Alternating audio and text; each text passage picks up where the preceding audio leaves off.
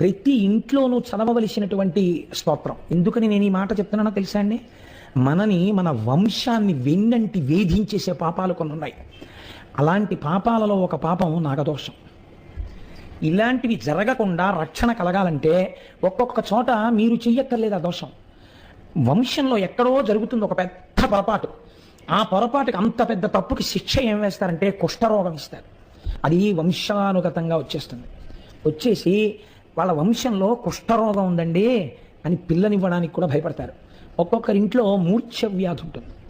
ఆ మూర్ఛ వంశానుగతంగా వచ్చేస్తుంది.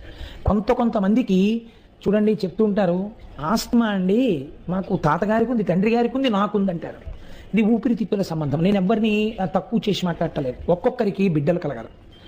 ఒక్కొక్కరికి బిడ్డలు కలుగుతారు కానీ తల్లిదండ్రుల ముందే ఆ బిడ్డలు వెళ్ళిపోతారు. కొంతమందికి అంగవైకల్యంతో ఉన్న పిల్లలు కలుగుతారు. ఇలాంటి